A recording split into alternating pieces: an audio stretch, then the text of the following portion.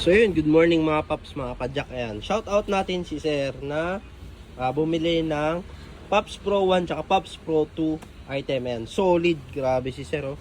Mula sa rim, hub, spoke, cockpit set natin, stem, handlebar. Yan, takpan pa eh. Ayan, saddle at tsaka grip. Yan, isa-isahin natin. Ito yung binili sa atin ni Sir. Ito yung Pops Pro 1 version 5 na tunog, mayaman. Ayan, tapat mo na sa lahat ng kakilala mong hubs dito. Ayan, sa quality, ayan, kami lang ang may 1 year warranty sa fowls and spring. Ayan, napakaganda. Siyempre, yung pinagmalaki din namin na upuan na dami nang nasatisfied at natuwa. Paano naman kasi, pag hawak pa lang nila, sabi nila premium na.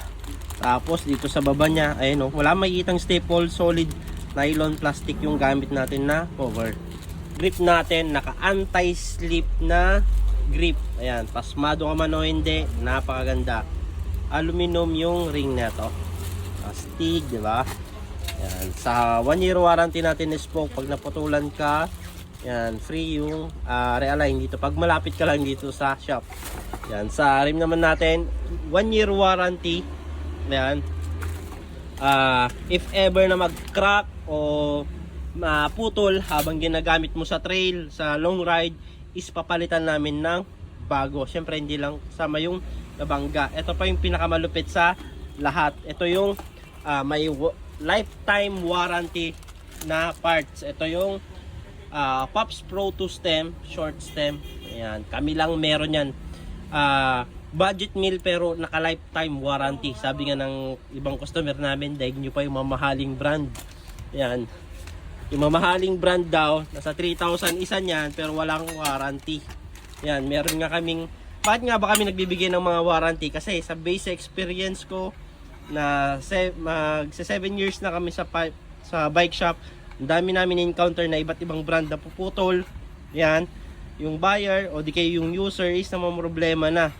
Another na pambili na naman nung naputol yung handlebar nila. Pero sa amin, sa loob ng lifetime, kahit apo mo na yung gagamit, cover pa rin namin yung warranty nito. Ayan, pag naputol ito, ayan, hindi kayo nag-crack, papalitan namin ng bago, lifetime warranty. Dito naman tayo sa seat post. Yan, naka lifetime warranty din, Pops Pro 2. Yan, if ever na mag-crack dito hanggang dyan, papalitan namin ng bago. Hindi, syempre hindi pa rin kasama pag nababangga. Ayan, naka dual bolt lock, kaya napakaganda. Yan, Pops Pro 2. Yan, ito naka print yan. Ayan.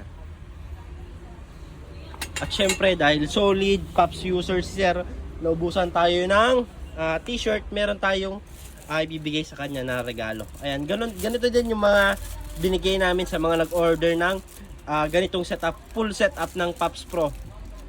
May binibigay kami na mga freebies. Ngayon, bilinag lang namin to. Kasi nga natuwa ulit kami. Yan. Sagmit na water bottle.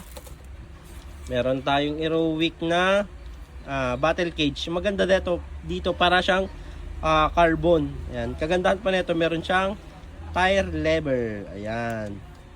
So, thank you.